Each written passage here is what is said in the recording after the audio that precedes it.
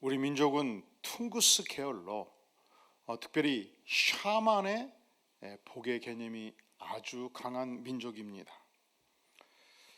우리 어르신들은 저녁에 이 진지상을 받으면 주로 좌식 앉아서 식사를 많이 했지 않습니까? 스텐 그릇 뚜껑을 보고 엽니다. 이 뚜껑 위에 한자로 크게 글씨가 하나 써져 있어요. 뭐라고 써져 있죠? 복 받을 복. 열심히 진지를 다 자셨습니다. 그런데 수저를 딱 잡으면 여기가 넓어요. 왜냐하면 여기에 뭐라고 써져 있죠? 복 받을 복. 왜 우리가 수저질을 합니까? 복 받으라고. 다 자셨습니다. 바닥을 드러냈습니다. 그리고 물을 부으려고, 왜냐하면 숭늉을 부어서 이제 마지막 맛이야 식사가 끝나시니까, 이렇게 보니까 스텐 그릇 바닥에 또 뭐라고 써져 있습니까?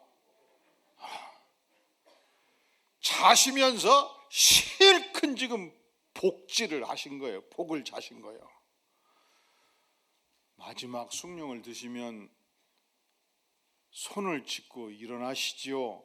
일어나서 보니까 방석 한가운데 내가 무엇을 깔고 앉아 있었습니까? 복. 한두 시간 지나서 드디어 손자가 와서 이부자리를 펴니다. 요를 널찍하게 펴니까 그 요 안에 복이 가득 차 있고, 이제 목 끝까지 이부자리를 금침이불을 덮으면 목 밑에 크게 뭐라고 쓰여 있습니까? 참자도 복 받기 위해서 복 써져 있는 것입니다. 우리 민족은 이렇게 복을 사모하는 민족이에요. 조선시대에 오복을 중시했습니다. 첫째로 목숨, 수, 장수의 복. 두 번째로 재물이 넉넉할 부, 재산 증식의 부. 세 번째로 강령의 복. 평생 동안 건강하게 사는 복. 네 번째로 유호덕의 복. 도덕적 삶을 통해서 한없이 이웃을 향하여 덕을 베푸는 삶의 축복. 마지막으로 고종명, 제명대로 충분히 살다가 99세까지 살다가 편안하게 죽는 복. 그래서 면단 위에서 당시 2만 명, 3만 명이 살던 시대에 수백마지의 농사를 지었던 어르신이 99세의 세상을 떨면 면단이 전체가 들썩거립니다. 이웃 면까지 유지들이 다 쫓아옵니다. 9일장을 치릅니다. 이게 장례입니까? 오는 손님마다, 조경마다 유족들을 향해서 참 어르신 복이 많으십니다. 99세까지 장수하셨고 충분히 재산도 늙으셨고 건강하게 사셨고 덕을 많이 베푸셨으니 오복을 누리셨습니다. 이게 장례가 아니고 면단이 잔치가 되는 것입니다. 9일 동안 소 5마리, 돼지 5마리 온 천하에 잔치를 베풀었습니다. 이것을 요즘에는 말을 바꿔서 뭐라고 하죠? 따라해 주세요. 9988 124. 다시 크게 9988 124. 우리 교회 어르신들이 다 이 복을 누리시기를 바랍니다. 우리 교회 모든 성도들이 이 축복을 누리시기를 바랍니다. 그게 무슨 축복이에요? 99세까지 어떻게 살다가, 팔팔하게 살다가, 하루 이틀 아프다가 죽을 사 천국 가시라, 이 말이죠. 이게 분명히 우리 생애 속에서 누리는 위대한 축복이에요. 그런데 놀랍게도 우리 주님께서는 오늘 새로운 차원의 팔복을 말씀합니다. 몇 복을 말씀한다고요? 팔복. 그런데 내용을 자세히 보면 달라요. 오복은, 그리고 우리 민족이 추구하는 샤만의 복은 공통점이 있어요. 현세의 축복에 집중합니다. 가진 것에 집중합니다. 충분히 수명을 누려서 목숨을 갖고, 충분히 재산을 누려서 재산을 갖고, 충분히 건강해서 건강을 갖고, 충분히 술을 누리다가, 충분히 베풀다가 마지막 편안히 가는 것. 내가 어떻게 지상에서 편안하게 살 것인가, 여기에 집중합니다.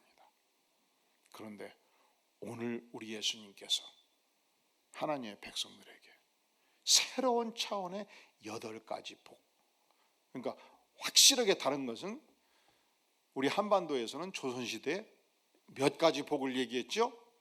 5가지. 그런데 우리 주님께서는 하나님의 백성이 누리는 몇 가지 복? 8가지 복을 말씀합니다. 그러면 과연 8가지 복은 어떤 복이냐? 3절, 심령이 가난한 자는 복이 있나니 천국이 그들의 것이며, 첫째로 심령의 축복을 말씀합니다. 심령의 풍요가 아니고 반대로 심령이 가난한 자로 말씀하고 있습니다. 그러면 심령이 가난하다는 것은 과연 무엇을 의미할까요? 전능하신 하나님 앞에서 내 심령을 볼 때 내가 얼마나 죄가 많은 인생인가, 내가 얼마나 하나님 앞에 쓸 수 없는 범죄한 인생인가 깨닫고, 내가 얼마나 큰 죄인인가를 깨닫고 내 영혼이 깨어져 가는 것입니다. 깨어진 영혼이 축복이라는 거예요.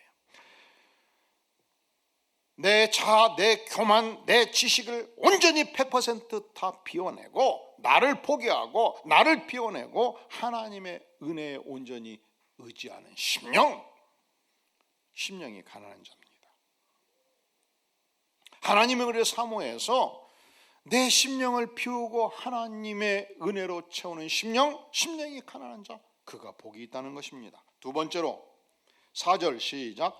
애통하는 자는 복이 있나니 그들이 위로를 받을 것이며.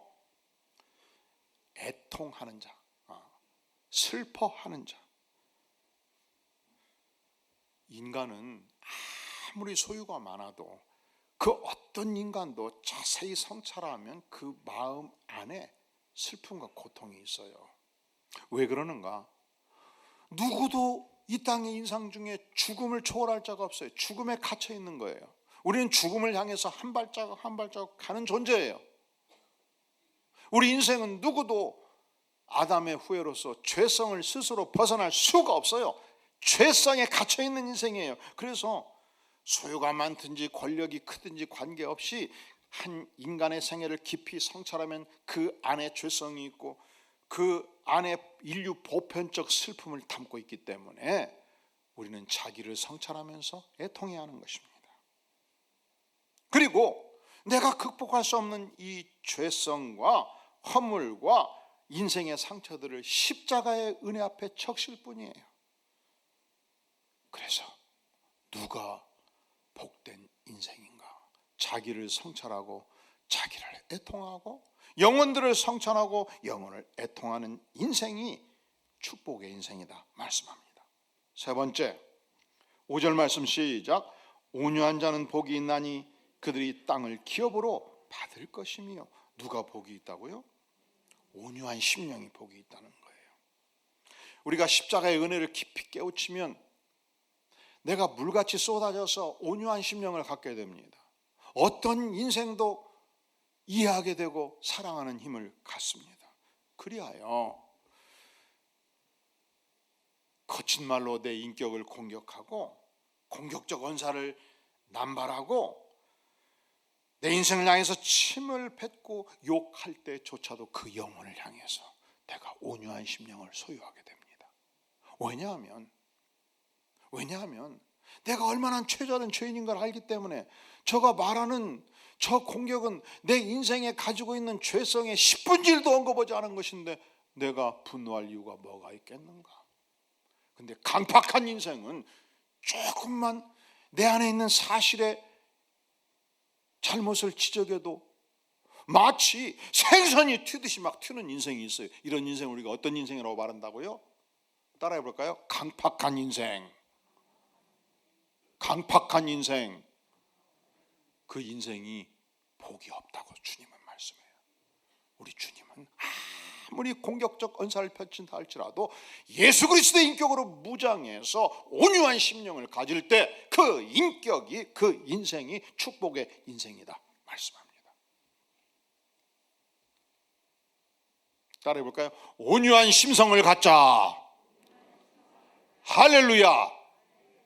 그래서 만약에 여러분 중에서 밤낮 없이 저한테 막 문자를 해가지고 속을 뒤집은 분이 혹시 있다면, 아, 내가 온유한 심령을 가져야 쓰겠구나, 이렇게 꼭 생각해 주시기를 바라고 기도를 많이 하시기를 바랍니다.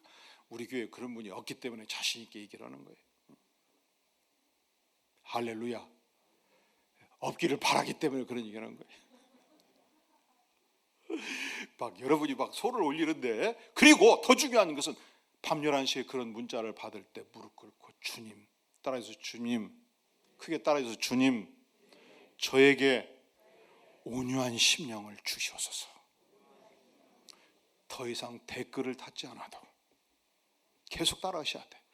더 이상 댓글을 달지 않아도 온유한 심령으로 넘치게 하소서. 할렐루야. 여러분, 누군가 나를 공격적인 언어로 공격할 때 무릎 꿇으시기를 바랍니다. 기도하시기를 바랍니다. 왜냐하면 그때 내가 속이 뒤집어져서 만약에 공격하면 그 영혼은 또 10배로 뒤집어지지 않겠어요? 그래서 우주적인 전쟁이 시작되는 거예요. 여러분, 웬만하면 여기저기 구다보고 돌아다니면서 인터넷으로 100자, 200자, 300자 거친 언사로 댓글 달지 마세요. 그것이 천국 백성이 소유하는 심령이 아니라니까. 그것이 악한 심령이고, 그것이 세상 사람의 심령이고, 그것이 마귀의 손짓일 수 있다는 거예요. 기도할 때 성령이 역사하는 거예요. 하나님의 영이 임할 때 온유한 심령이 천국 백성의 심령이라는 거예요. 오늘 조목사님이 엄청 의뢰를 많이 받으시래. 누가 조목사님의 댓글로 공격하는지 회개할지어다. 왜 청년으로 그렇게 의뢰를 많이 받으셔, 둘이서? 5절 말씀 큰 목소리로 시작. 온유한 자는 복이 있나니 그들이 땅을 기업으로 받을 것이며. 우리 조목사님과 청년은 수천 평의 땅을 하나님께서 주기를 원하십니다. 네 번째, 우리 주님께서 주시는 축복이 있습니다. 6절 시작. 의에 줄이고 목마른 자는 복이 있나니 그들이 배부를 것이며. 우리는 사실은 의로운 존재가 아니었거든요.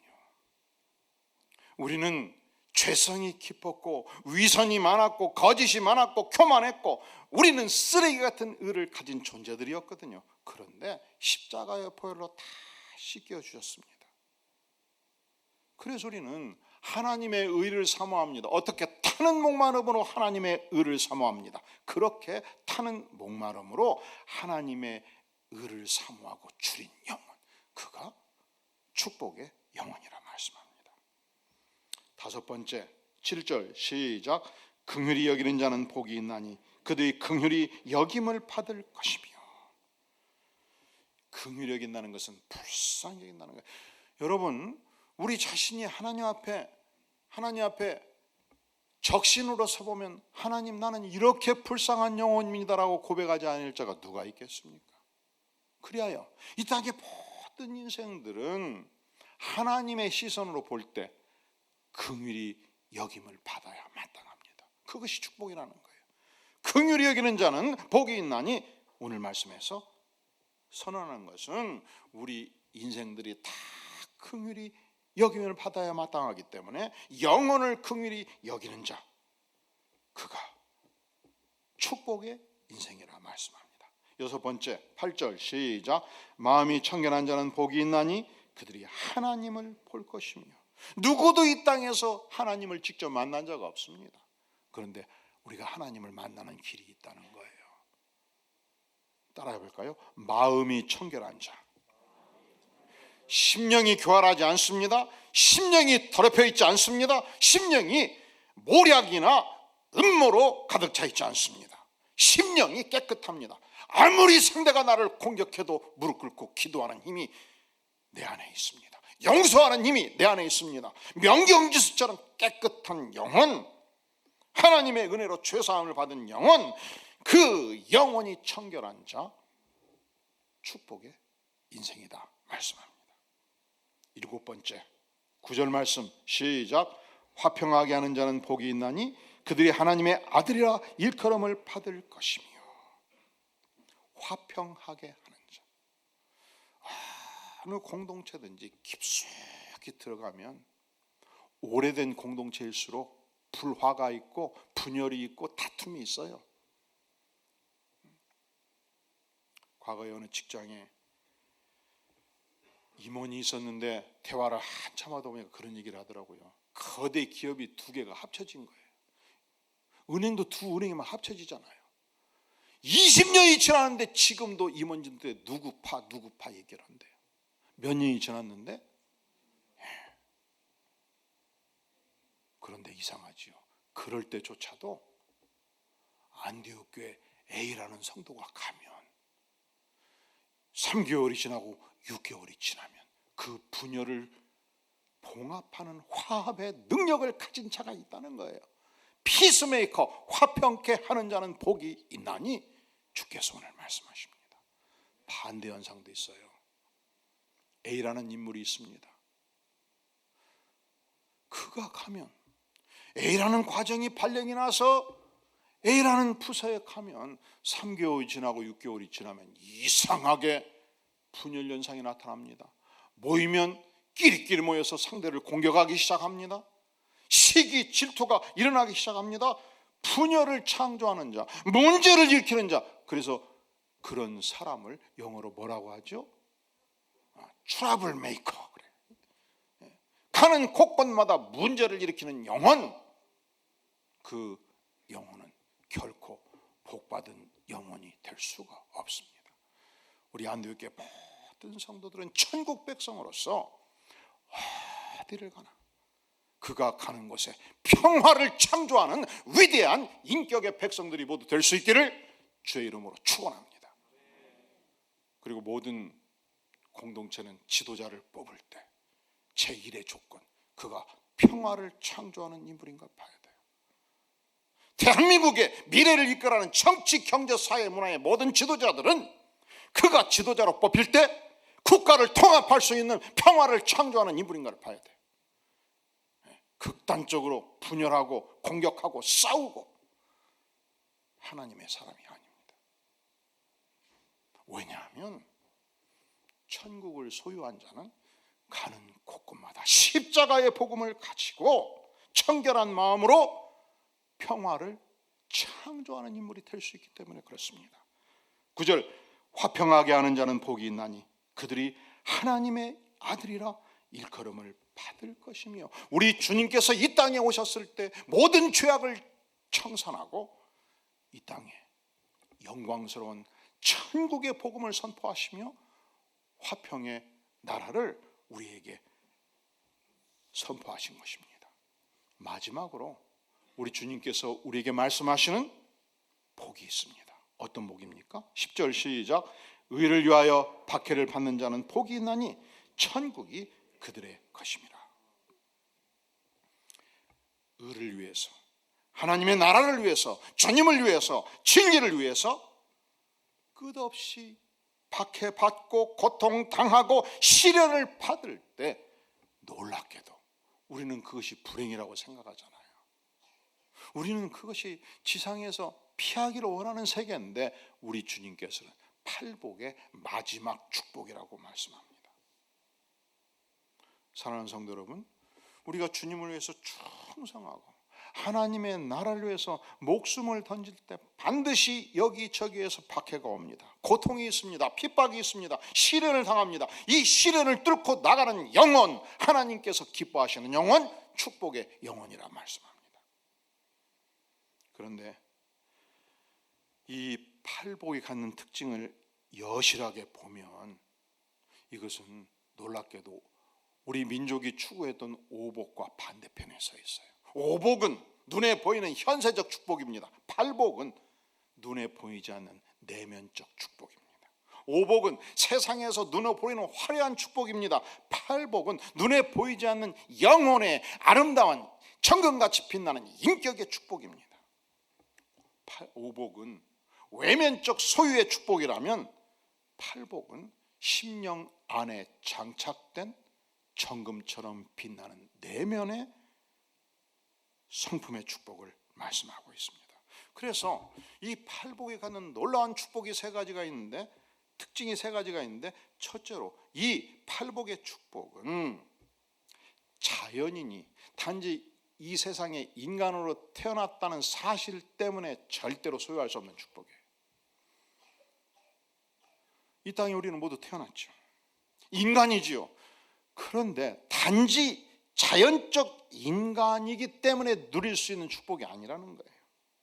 이 축복은 자연인이 예수 그리스도를 만나서 십자가로 죄 용서함 받고 구원 받을 때만이 누릴 수 있는 새로운 성품이에요. 나의 죄, 나의 연약함, 나의 절망, 나의 죽음의 그림자 모두 십자가에 묻고 은혜 받을 때 누리는 축복이에요. 성령으로 거듭날 때 누리는 축복이에요. 같은 생명체지요. 올챙이와 개구리. 그런데 올챙이가 일정 시점이 지나면, 올챙이는 굉장히 단순한 생명체입니다. 몸통과 꼬리뿐이 없어요. 그런데 일정한 시간이 지나면 전신의 위장과 간과 눈과 코와 입을 가진 생명체로 바꿔지지 않습니까? 질적인 변화가 있지 않습니까? 우리가 자연일 때 예수님을 만나면 영혼의 변화가 옵니다. 비약적 변화가 옵니다. 새로운 생명체로 재탄생합니다. 그때 누릴 수 있는 축복이 바로 팔복의 축복입니다. 그래야 두 번째 축복이 있죠. 특징이 있죠. 그것은 이 팔복의 축복을 누릴 때 내 인격을 세상 사람과 완전히 구별되게 만드는 축복입니다.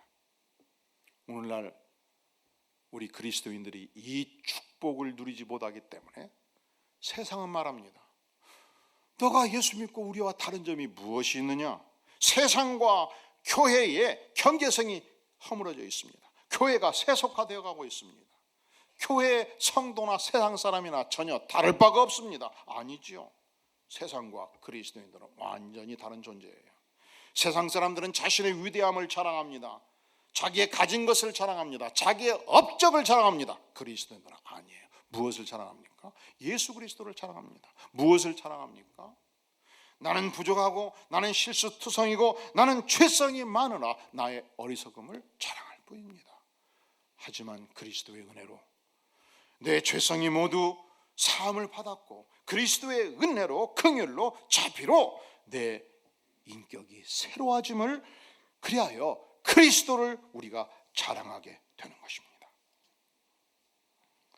세상 사람들은 물질적 축복을 자랑해요. 세상 사람들은 명예를 자랑해요. 세상 사람들은 권세를 자랑해요. 세상 사람들은 세상의 쾌락을 추구합니다. 아니죠. 하나님의 백성들은 하나님의 나라를 자랑합니다. 예수 그리스도를 자랑합니다. 하나님의 의의 깃발을 듭니다. 하나님의 영광을 추구합니다. 달라요. 터키에 가면 갑바도기아라는 지역이 있습니다. 엄청난 지하도시, 수만 명이 살았던 지하도시예요. 왜냐하면 그들이 지상에서 살아갈 때 예수 믿는다는 이유 때문에 체포되었습니다. 원형 경기장에 던져졌습니다. 사자의 밥이 되었습니다. 그래서 세상 사람들이 살지 않는 산중 깊숙이 들어간 것입니다. 그리고 지하에 도시를 건설했어요. 그들은 낮에는 태양이 장렬할 때는 지하 속에서 살았습니다. 한밤중에 기어나와서 농사를 지상에서 지었습니다.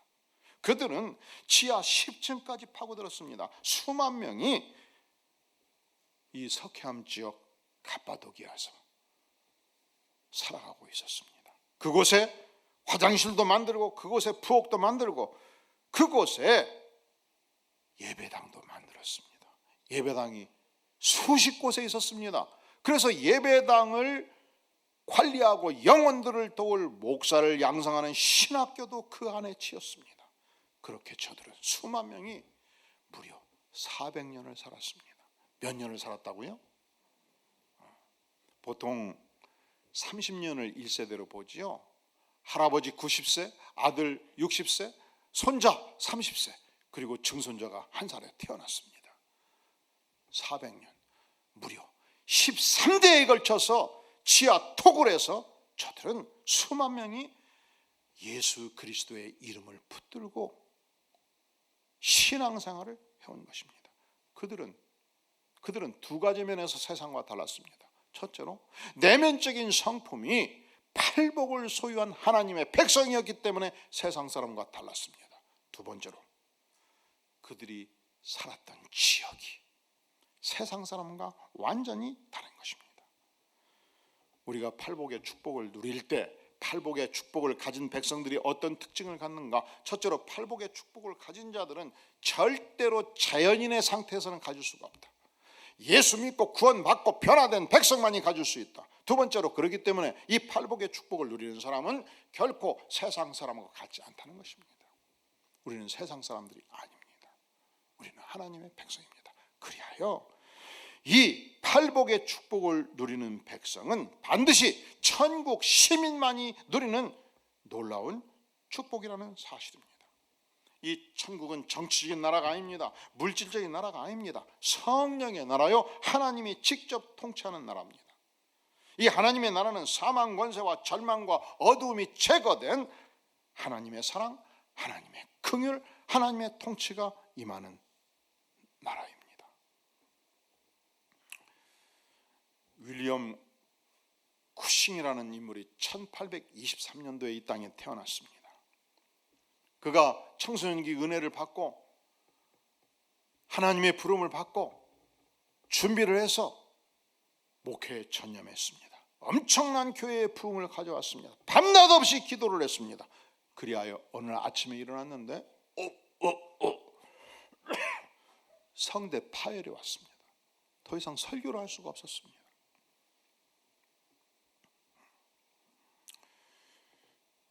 그래서 아무리 설교를 해도 설교가 안 되는 거예요.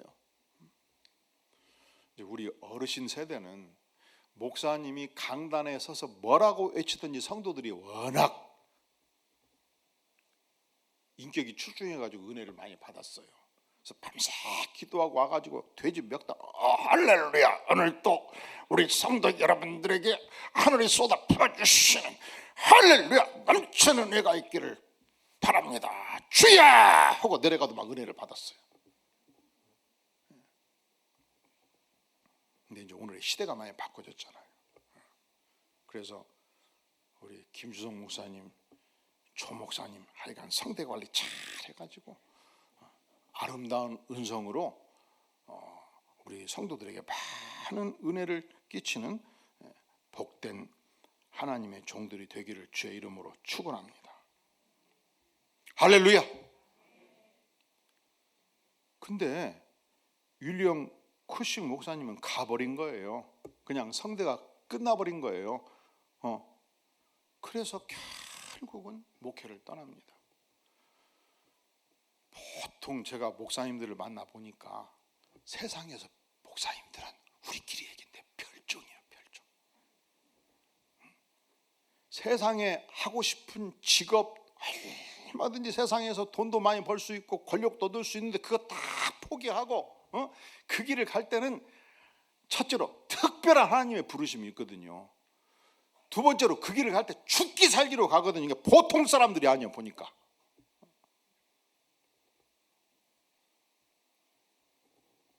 그 어떤 반대가 있어도 다 뚫고 가거든요. 근데 말을 못 해버리면 갈 수 있어요, 없어요? 제가 가끔 상담하다 보면은 성악을 전공하는 분들 중에서 미세하게 성대 결점이 와서 제가 노래를 찬양을 들어봐도 보통 부를 때 별 문제가 없는데 조금 흔들리는 부분이 있다 하고 약간의 문제가 생겼는데 그거를 막 인생이 슬퍼가지고 죽고 살기를 해요. 왜냐하면 고도의 아름다운 소리를 낼 수가 없으니까. 그래서 과연 계속 전공을 해야 되냐 말해야 되냐 목사님 기도해 주시오 할 때 굉장히 가슴이 아파. 그런데 아예 말을 못 해버리니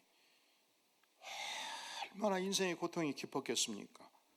결국 강단을 떠났습니다. 결국 목회를 그만두었습니다. 그런데 윌리엄 쿠싱 목사님에게 그 상황에서도 놀라운 은혜가 임하였습니다.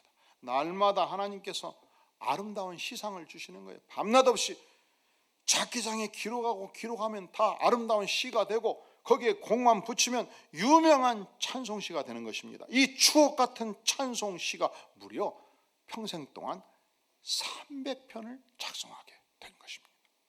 그분이 세상을 뜬 지 120년이 됐음에도 불구하고 그가 영적으로 받았던 천국 백성의 놀라운 축복들을 전 세계 신앙인들이 오늘도 찬양했고 우리도 찬양을 해온 것입니다. 기쁜 일이 있어 천국 종친의 윌리엄 쿠싱의 작품입니다. 예수께서 오실 때에 그 귀중한 보배, 윌리엄 쿠싱의 작품입니다. 주 날개 밑 내가 편안히 쉬네, 윌리엄 쿠싱의 작품입니다. 이렇게 한 소절씩만 계속 제가 불러도 여러분과 저로 오늘 집에 못 가요.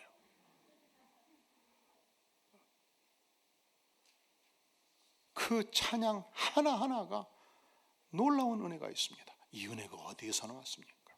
팔복의 축복, 하나님의 백성의 축복을 풍성히 누렸기 때문에 하나님께서 그 심령에 이 은혜를 쏟아 부어주신 것입니다. 사랑하는 성도 여러분, 우리가 하나님의 백성으로서 이 팔복의 축복을 온전히 누릴 수 있기를 바라며 또한 영적 성숙의 축복을 온전히 누릴 수 있기를 주의 이름으로 축원합니다. 기도합니다. 영광의 주님 감사합니다. 우리를 십자가의 보혈로 천국 백성 삼아주시니 감사합니다. 천상의 놀라운 축복, 팔복의 축복을 우리 모든 백성들에게 넘치게 부어주시옵소서. 예수님의 이름으로 간절히 기도하옵나이다. 아멘.